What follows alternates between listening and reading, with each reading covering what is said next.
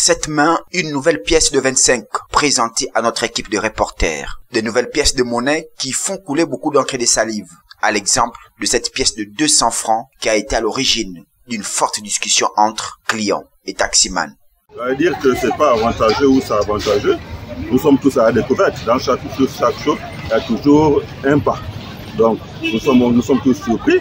On va expérimenter, on verra ce que ça va donner. Oui, j'ai eu un frère qui avait cette pièce de 200 francs. Il y aura sûrement une petite confusion au début, mais je pense très bien qu'on va s'arrimer au fur et à mesure. Au moment, c'est pas tout le monde qui veut vendre ça. Parfois, quand tu leur donnes ça pour les guettons, ils disent « Oh, ça c'est quelle pièce tu me donnes là ?» Je dis « Ça c'est la nouvelle pièce. Sinon, à part ça, il n'y a pas de... » On a un nouveau président et on a des nouvelles pièces. Ça fait du bien. Une situation plutôt difficile pour les taximans et les populations qui espéraient une campagne de sensibilisation permettant de présenter ces nouvelles pièces de monnaie.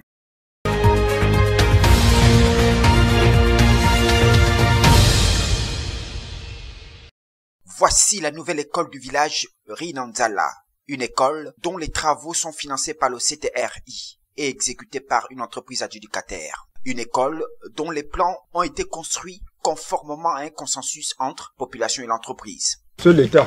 Depuis que Rinanzala est né ici, il n'a bénéficié aucune chose de l'État. Raison pour laquelle nous avons enlevé la vieille école. C'est une école quand il pleut, elle coule. Et quand il y a le vent, tous les élèves sont dehors. Et pourquoi l'école est construite presque vraiment, vous avez vu, à bordure de la route. Nous avons préféré éliminer les deux logements, construire le logement de l'ancien directeur et nous construire une nouvelle école. Tout le monde a décidé, nous étions tous en réunion. Je suis très bon parce que j'ai reçu une nouvelle école.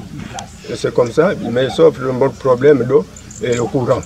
Nous demandons au président, il faudrait que nous ayons l'eau et le courant et la route. Cette nouvelle école vient cependant mettre fin aux difficultés que rencontrent les élèves et enseignants où ils étaient obligés de vider les lieux lors des fortes pluies qui s'abattent souvent dans cette partie de la province.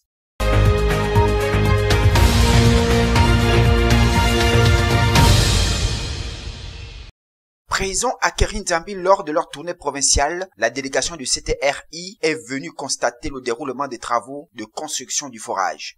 Des travaux mal exécutés selon les populations. Nous sommes très contents parce que ça a été promis qu'après les travaux, il y aura une équipe qui viendra, une équipe de vérification des travaux qui ont été effectués par le CTRI, par d'autres travailleurs. Mais malheureusement, ceux-là n'ont pas fait ce qu'a demandé le CTRI.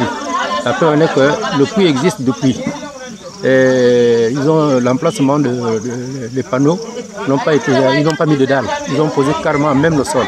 Et les 4 poteaux qui tiennent le grillage, ils ont creusé avec les mains. Ces travaux qui sont à refaire devraient être exécutés conformément à la demande des populations et suivant les instructions des plus hautes autorités de la République.